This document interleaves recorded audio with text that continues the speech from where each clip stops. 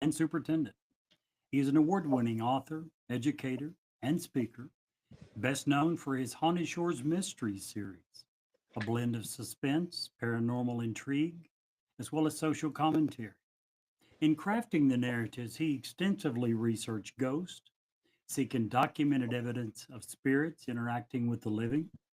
He met with paranormal investigators, explored actual ghost hauntings, and studied evidence of ghost existence around the world. He even developed a program entitled Things Still Go Bump in the Night, which discusses the actual role of ghosts in our culture. Randy, thanks so much and welcome to Newsworthy. Delighted to be here, guys. I'm glad to join you. Randy, I'm Steve. That's I'm Brett, Brett. and I'm Jerry. We actually have the full crew here today. Brett is, there's a reason his name's not on the sign because he's only here about 50% of the time. I've got 4 girls, 5, 3, 2, and 1. So Whoa, you Yeah, are one Keeps him brave pretty man. busy. mhm. Keeps him very busy. So sometimes I bet he he has to does. miss, I bet but, they do. We're glad he's here with us tonight. Man, there is so much to talk about with you and your books and everything that you've done. My first question right out of the gate though is because of the genre that you write in, was there something that led you down that, or is that just what you enjoy?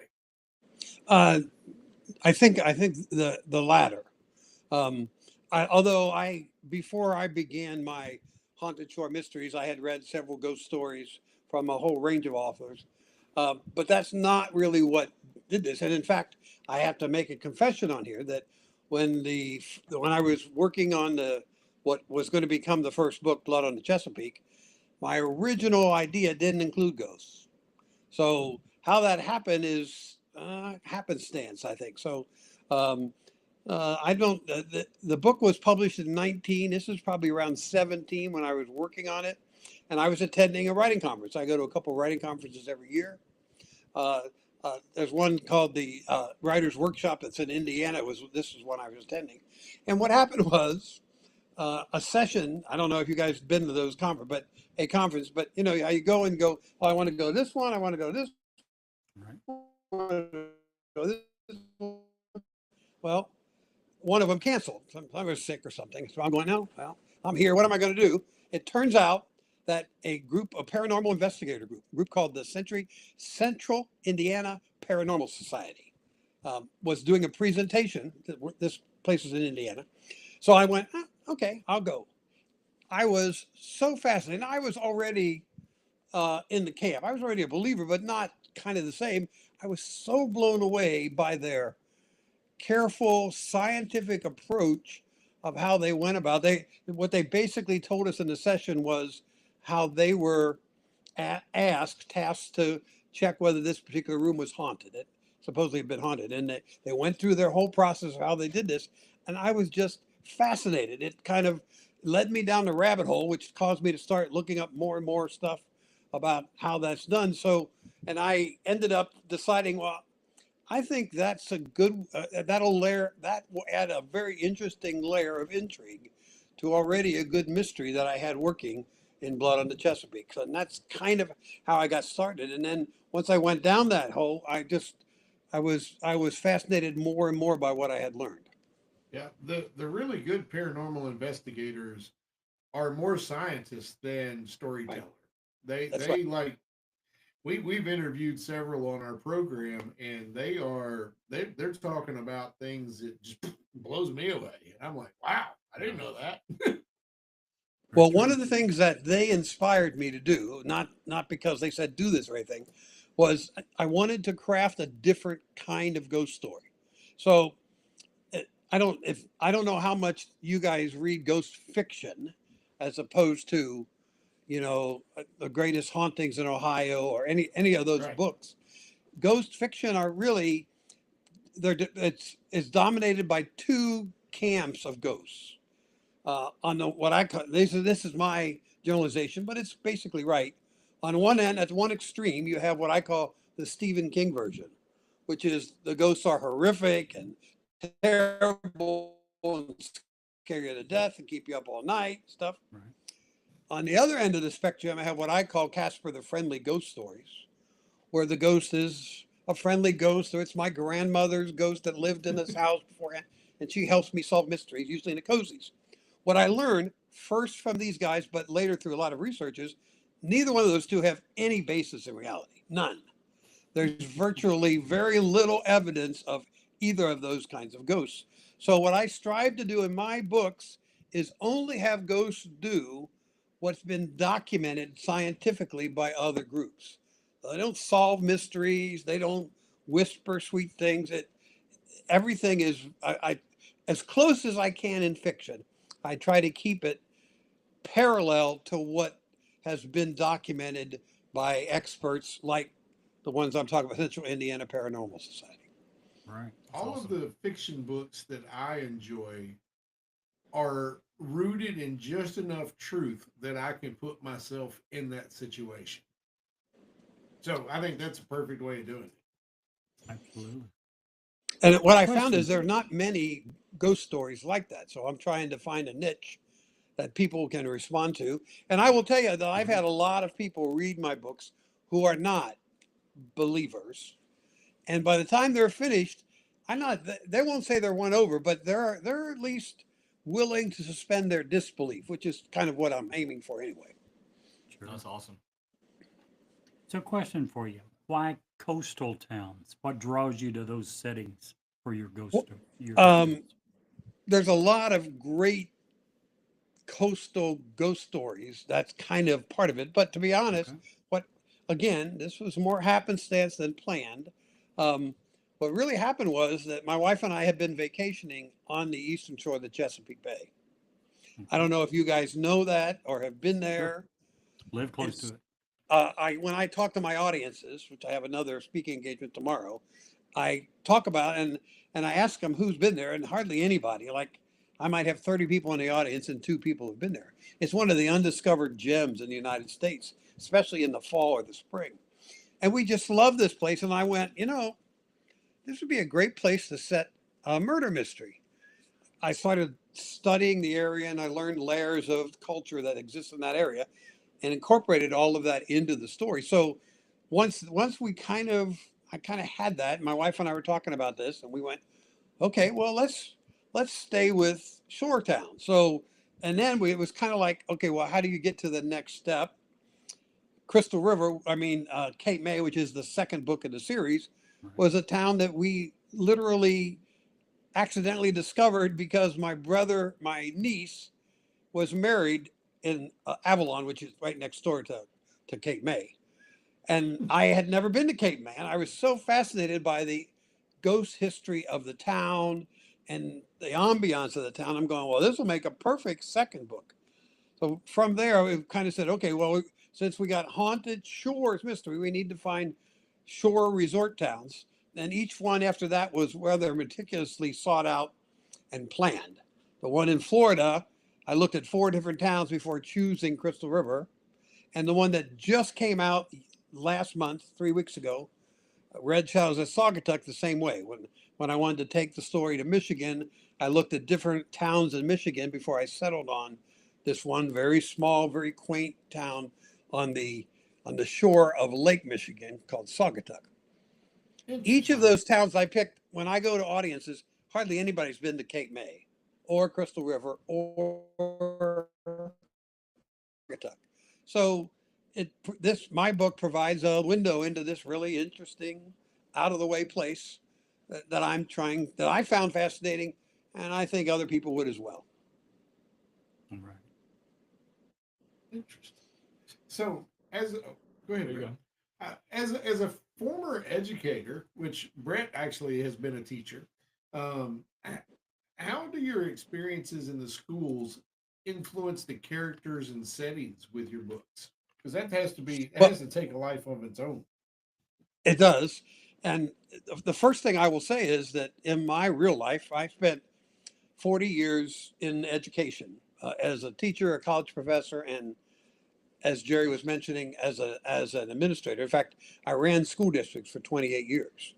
Saw lots of really dedicated people making a difference in kids' lives. And all my heroes have really all been teachers. So when I decided to write fiction, I said, well, first thing, my heroes are going to be teachers, and in each of my 6 books, soon 7, the main protagonist, the hero, is a teacher or in one case an administrator. So that forms the backbone of my book, and in each one of the books, schools are kind of where the story jumps off of. Now, in the Haunted Shores mysteries, in the first and second book, there's very much about school involved in the story. In the first book, Daryl is teaching a class, and the students kind of school him on the real local history and the idea about injustice and discrimination that's going on in the town when he's teaching in the 90s. In the second book, it's still tied to school, although it happens in the summertime, so it's more about like things like football camp. Once I got beyond there, it's still grounded in school, but like the third book takes place during the Christmas holidays. Daryl and Aaron meet in the first book, or fall in love in the second book. They're on their honeymoon in the third book. So there's less of school, but in each case, there's always references back, echoes back to Easter eggs about school, about what goes on in school. Right.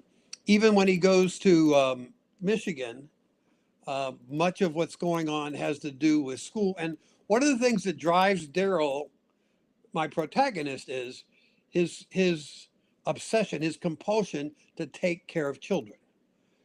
My job as a teacher is to see, how do I get my kids to the very best life that they can get?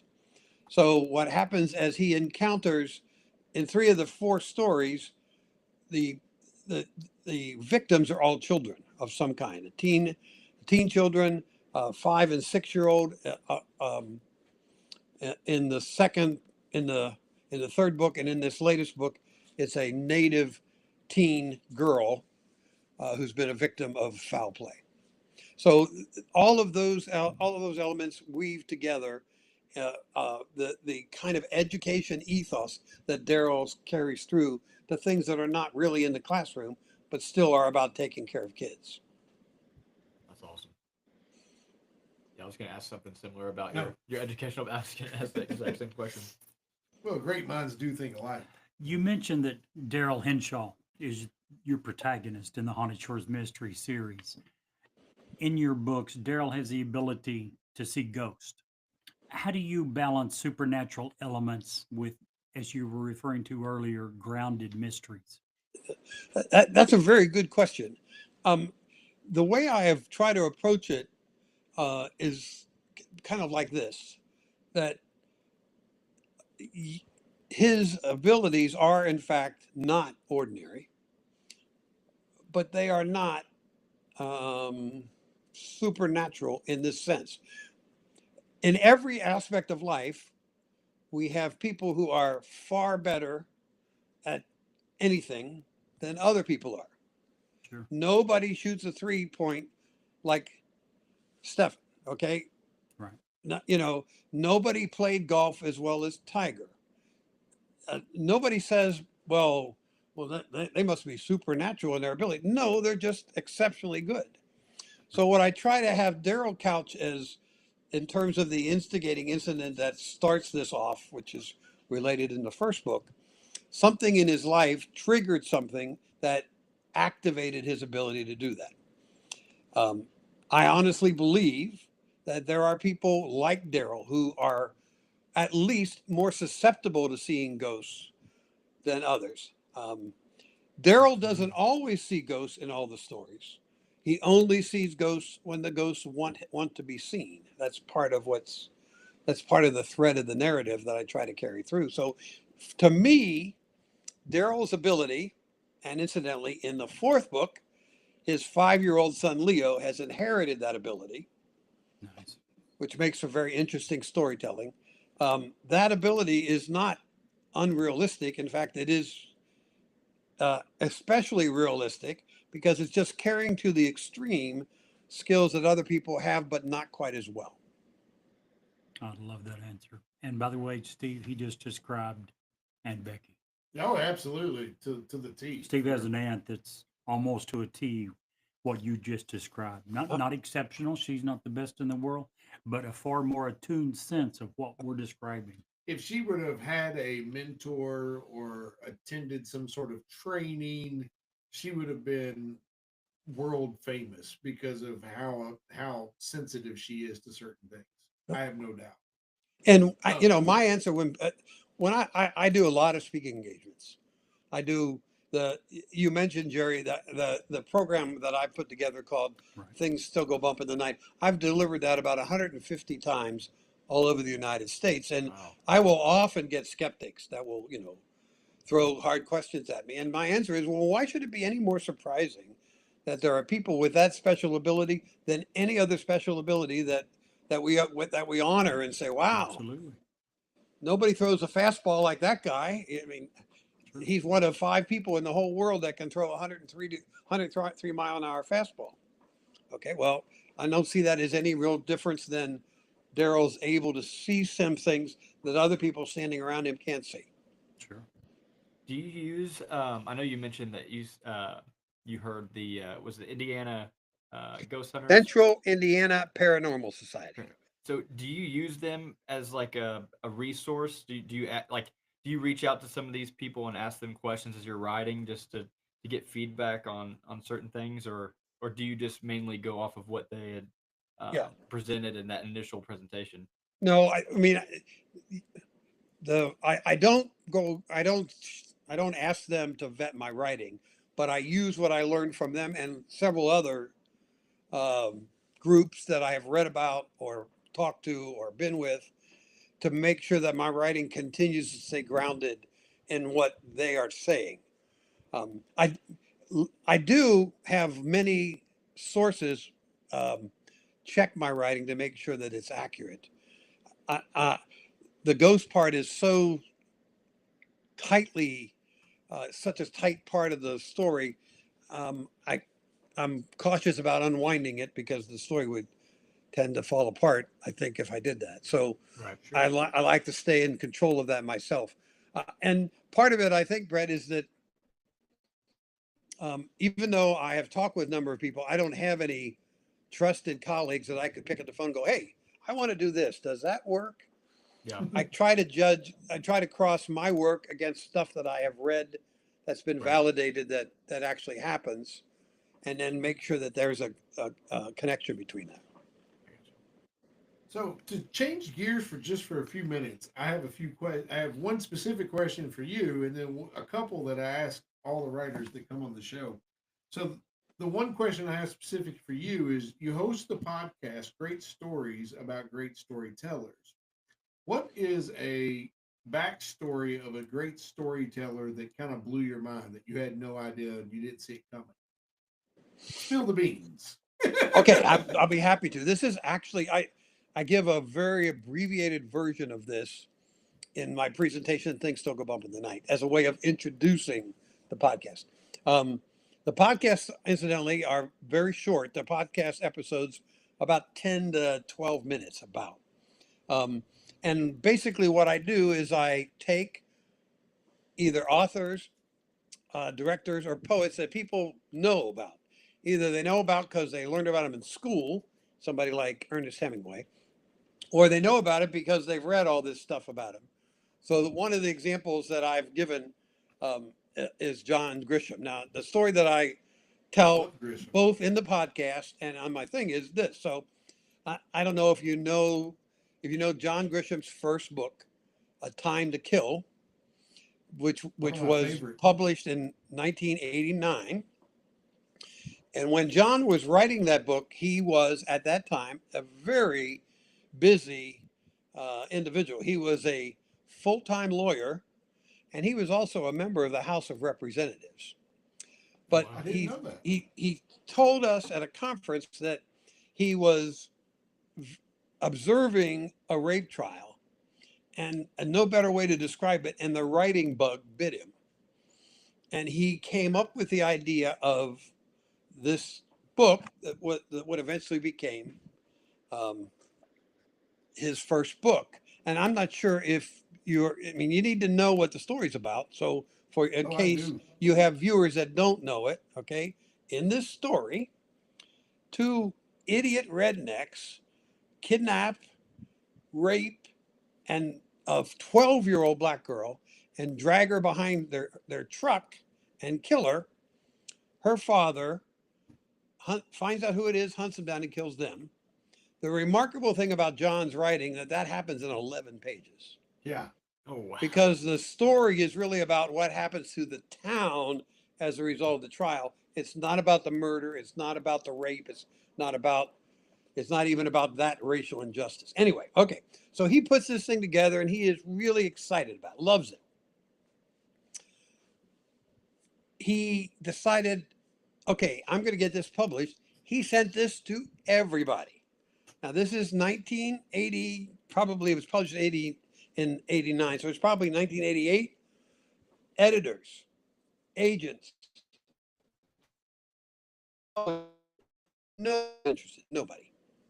He told us at a conference that he has a wall in his office in Mississippi papered with all the rejection slips that he got for this first book.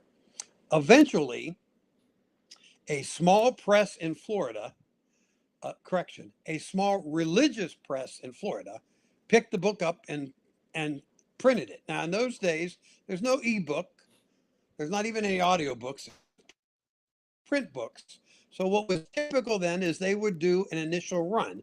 The initial run was 5,000 books. They just print 5,000 books and okay, we're going to try to sell it. They did that. The book did not sell. In fact, the book went out of print. John was beside himself. He was so distraught that he was convinced he was going to be a writer. I've got it. I know I have it. He went to first of all, he quit his job. I told my wife, I said, "Now, that was an interesting conversation at dinner. Honey, I know you put me through law school, but I don't want to do that anymore." He went to the publisher. He picked up boxes of books and stacked them in his trunk. And then he drove around the South from small town to small town and went to these independent bookstores and said, "Look, just put 4 books up. If they sell, send the money to the publisher. If they don't sell, I'll come back and pick them up." Now that's commitment. I don't really know how long this went on, but eventually an agent, I think he said the agent was from Florida, got a copy of A Time to Kill, read it, liked it, and after some work, eventually got back to John and said, "Hey, John, I kind of like this book. It's pretty good, but you already have a publisher. I think I might like to represent you. Do you have anything else?" He said, "I just finished my second book called The Firm, and the rest is history." John Grisham Wow. is one of my favorite authors. I've read all of his books. And it's a very niche. You have to enjoy that kind of reading because Right. it can be kind of laborious if you don't find courtroom drama enjoyable. Apparently, a lot of people do. He's Man, an it is extremely fantastic. popular He's so author. good at it. He too. really Yeah, is. but And one of the Firm is one remarkable of my things, least favorite books. well, one of the Do I? remarkable things about John's books are that they are all like my books are all circle around school. His books all circle around the courtroom, but they aren't all the same. Right. He's been able to come up with very different stories that have some kind of courtroom as the essence of or lawyer work as the center of the story. So, what is or who is, other than Randy Overbeck, who is your favorite author? Well, I have several. It kind of depends on. I have several in different kind of genres. Who is my And Jerry, favorite author? My favorite mystery author is pretty easy. That's William Kent Kruger. If you guys don't know him, you're missing a really who I think is probably one of the premier mystery writers in America right now. He has a series called the uh, gosh darn. His series is at number 21, and the 21st debuted at number 4 on the New York Times bestseller list. And oh it wow, was the number 1 requested book in libraries in America last September. Oh wow. dang, I mean, his books are absolutely incredible. He does a better job of doing description, of weaving description into the story than any author I have ever seen. Jerry, So who's your favorite author? if Christmas.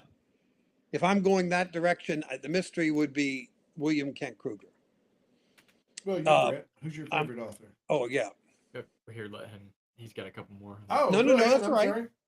Well, I also like a lot of historical, and thrillers. And in that case, my favorite author would be Ken Follett. If you don't know Ken Follett, he wrote Pillars of the Earth, the most successful historical novel ever written. And it's to tell you how well this novel is written. The topic would not seem like it's interesting at all. It's the story of the building of a medieval cathedral. Wow.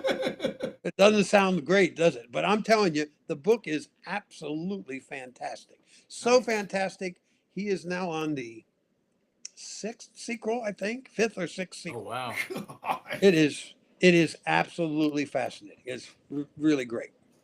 Interesting. Now, what was your favorite, Brett? So I'm a big sci-fi fantasy reader. So I would I grew up in the early 2000s. So J.K. Rowling is obviously up there as far as authors, but I won't use her since she's used so much.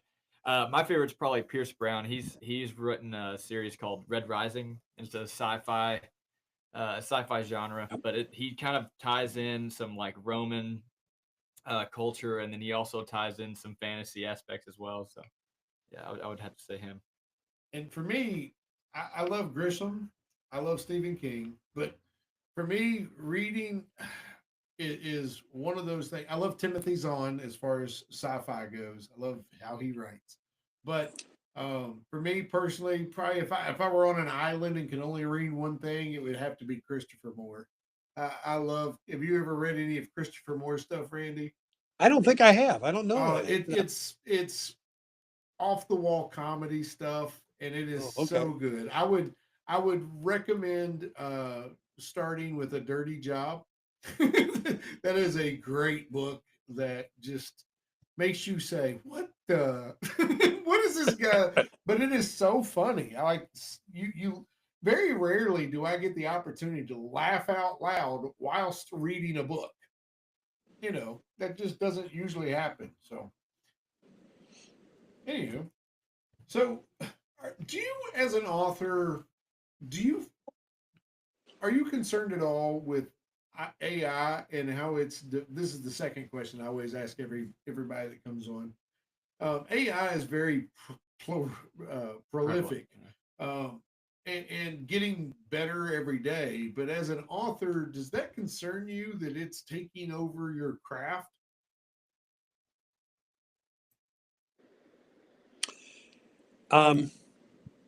Yes, it definitely concerns me. I don't know if any of you saw any of the YouTube video of the authors testifying in front of Congress about this particular issue.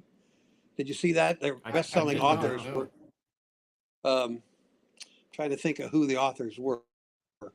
And the I have several concerns. My first concern is that I don't know if you're aware of this, but what AI companies are doing is they're going out to foreign pirating sites to get John Grisham's book, to get David Baldacci's latest book, without ever paying for it, Oh, without ever giving any copyright recognition to them,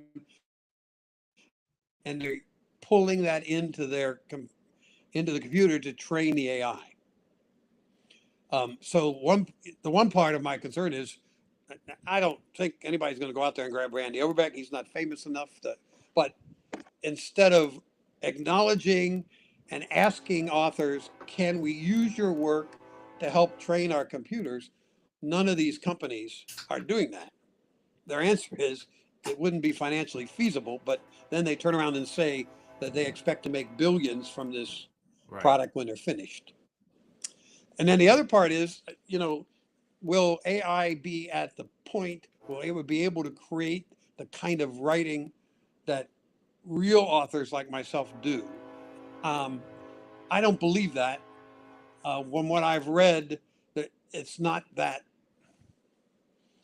It may well come to that at some point, but it is not. it certainly hasn't risen to that particular area. What's happening now is authors are getting bombarded with AI re, promotion quests. People who've said they've read your book and they talk about, oh, I was so impressed with this and this and this and this. And what we're finding is these are just AI bots that somebody's created that goes in and gobbles up the blurbs from the internet and stuff, and then feeds it back and then says, oh, we'll do this for your book. We'll do that for your book. Right. Even though I'm not an indie author, I get those all the time, even though I'm published by a publisher. Doesn't make any difference. I worry about that as well.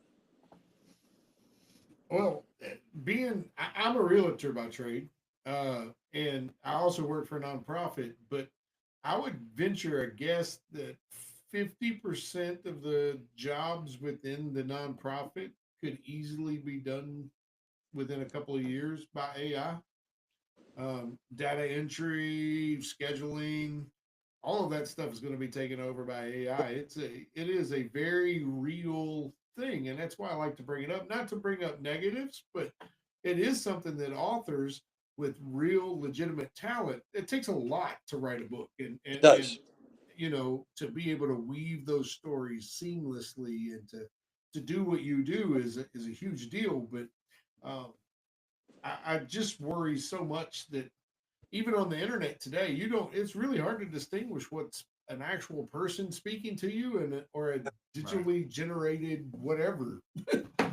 Well, and I mean, one of the problems that Amazon has created, which is it's created an opportunity and a problem at the same time, is anybody can put anything together, call it a book, and find somebody to do a cover for it and put it on. So for a reader, it becomes next to impossible to sort out some quality work from slapstock work.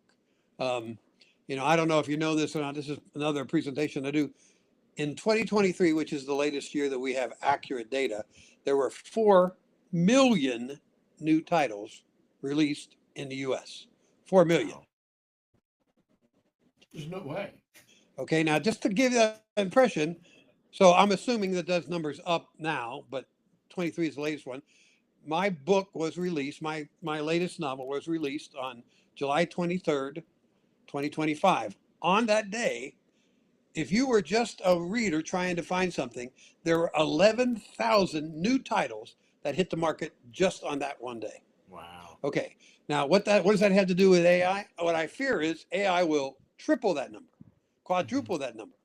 It's very hard for a reader to work through the tsunami of books that are coming at them now to find something of quality. And when AI adds to that, it's only going to make the thing way worse. One of the things I'm afraid of is that people will get overwhelmed and they'll retreat from reading into something else, because I can't tell you how many readers I've said where they picked up a book off of Amazon because it had, quote, a great description, and they go reading and going, I found 50 mistakes in the first 10 pages. Yeah, well, that's Right. part of the problem. One thing I'm noticing, like I'm a newer reader, I guess, but a lot of people who read, they go to these like social media or YouTube channels or personalities. They call it like book talk, but Yeah. they go to them because they're reading like books all the time. They're having authors on and things like that. So they go to them to get their recommendations. Yeah, because like you said, there's too many titles to just sift through. I mean, if like 4 million a year, you're never gonna be able to sift through all of that work. So like you said, the good authors are getting kind of Buried. overshadowed in that. Yeah, We're Just getting drop in buried the in the bucket. process. Right. Some of your books also tackle real world issues. You was talking about Grisham earlier. Some of your books also tackle real world issues similar, like racial injustice, Yeah. missing indigenous women. Why is it personally important to you to incorporate some of those themes into your stories? Well, I thank you, Jerry, for asking that question. I think that that's part of the educator in me. That that of course, when people pick up my book, I want them to have a good time. I want them to enjoy the puzzle, the whodunit, all those aspects. but I want them to walk away with the reading with at least some new knowledge. Another really great mystery writer told me once that she said, nonfiction is about reality, fiction is about truth. So I work really hard so that my books, each of the last 5 of my books, all have some kind of focus on a pressing social issue. I try to do it in a way that I won't say it avoids controversy, but it diminishes controversy. Because, first of all, as you probably are aware, all my books are set in the past. Most of them are set 25 years ago. So I did that for a very practical storytelling reason, which I'll explain it if you wish. But one of the side benefits of, I can talk about racial injustice as it was in 1963 and 1998, which are the 2 time periods in Blood on the Chesapeake, without getting into Black Lives Matter issues, George Floyd issues, anything getting bogged down by the present, and see it as it is in that one particular one. And that's kind of what I'm striving for. What I do, I use the trope of fish out of water. You know what that means? Sure. In storytelling. Okay, so in each of these cases, Daryl is a fish out of water, and it hasn't experienced racial injustice until he comes to this town, and he ends up seeing it firsthand. He didn't know anything about human trafficking until he ends up tackling the murder in Cape May, finds out it's connected to a human trafficking ring. So in each of those cases, I'm having Daryl discover this, and I'm hoping the readers are able to discover it along with him. It's not a matter, I'm not out to convert people, but I'm out to inform people and let them kind of make their own choice once they get there. I am most happy if people walk away from my book and go, man, I didn't know things were that bad about human trafficking. I didn't know every 5 minutes a girl in America gets abducted in human trafficking in this country.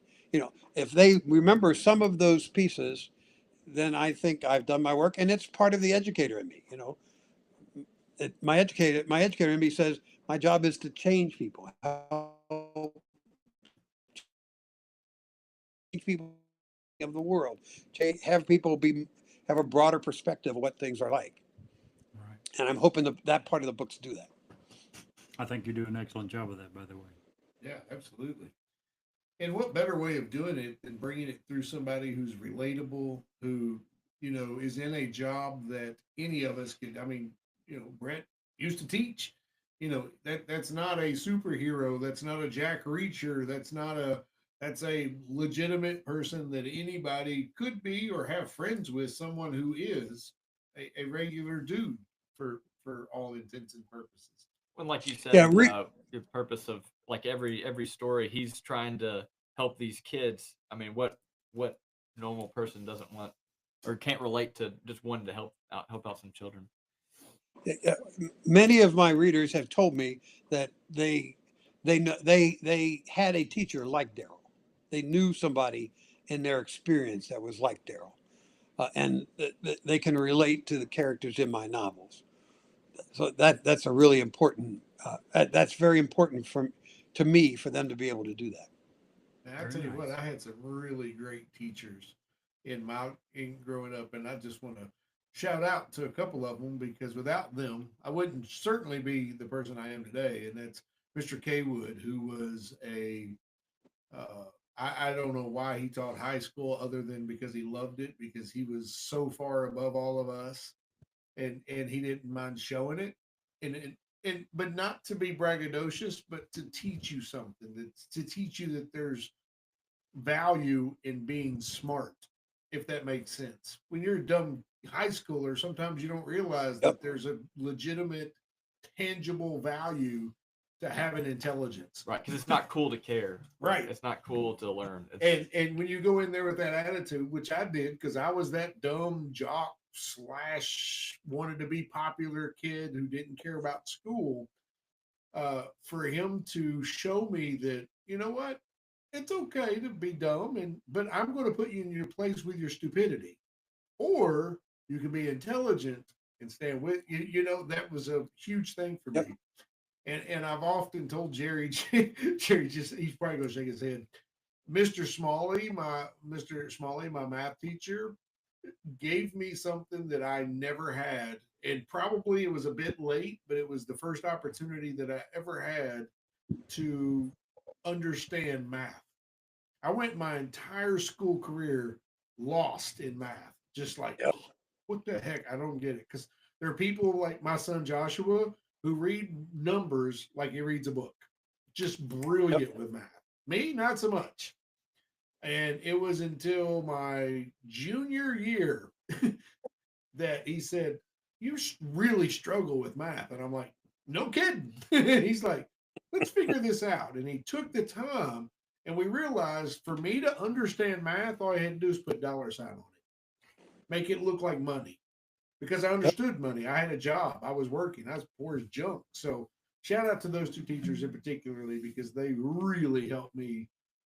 Teachers who care can make such a difference. Absolutely. I They can't. really How can. many teachers did I have that didn't take the time to say, "Hey, you really struggle in math"? Well, we'll pass you anyway. Right. Randy, we don't have a lot of time left. I have a question for you.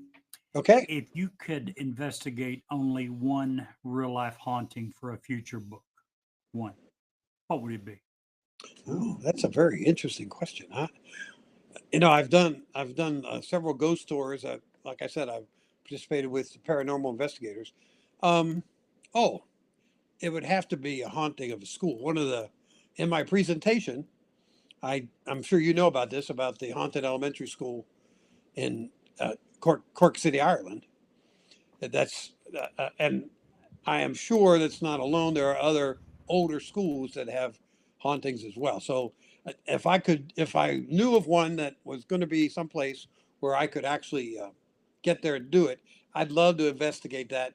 And even if it's not on a short town, I'd probably move it and figure out some way to include that.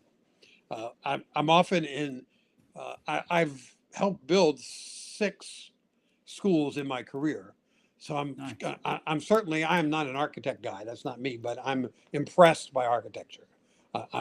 And in the first book, Blood on the Chesapeake, it was actually partially inspired by a particular school building, not a haunted school building, but this school building had something I had never ever seen on a school building anyplace anywhere else. It had a widow's walk. You know, I'll be darned. up above the parapet there is a widow's walk. Right. And in Blood on the Chesapeake, I put one in my story. And in Blood on the Chesapeake, that's where he gets lynched, is on the widow's walk. Wow. So I'm fascinated by buildings in general. So if I was able to learn of one, I would probably gravitate that way. Good answer. I love that. Awesome. Well, Randy, we absolutely appreciate and have enjoyed the heck out of your time with us here today. I have gained knowledge and feel smarter because you've been on the program. Absolutely. And I can't wait to check out all your books. What is I your appreciate. new book? The new one that's coming out. Where can people get it? Your website, I have that pulled up. That's randyoverbeck.com. What else is tell us all No, about it. author. Give yourself a big huge Author plug. randyoverbeck.com. Do what? Okay. The website is author randyoverbeck.com. Yes, you're right. I'm sorry. Okay. And first of all, you can get all of my books either print, ebook, or audio. With audio is not available for the new one yet. I don't know if you guys know this, but it takes several months to go from the printed copy to the audio copy. We're in the process of that now. And you can get them anywhere, wherever they want to buy books, Amazon, Books A Million, Apple, Barnes and Noble, any place that they can get any of the books. The easiest way to get the books is just go to my website, because under the tab under books, you can go to whatever book you want. I've got a one-click one that takes you anywhere you want to go, any place that has the book. So the new book is Red Shadow under Sagatuck. Is that am I saying Red that right? Shadows at Saugatuck. Saugatuck. Red Shadows at Saugatuck takes place on the western shore of Michigan, on the Arctic coast of Michigan. Nice. Well, Randy, thank you so much for joining us this evening. Gentlemen, I enjoyed having. I'm delighted to be here. Had a really good time talking with you. What a fun group, fun conversation with this group. I'm happy to come back whenever you'd like me to. When I get to my next book, I'll be happy to be back We'd love and to tell have you more about what's going on in my ghost world. Awesome. Sounds Sounds great.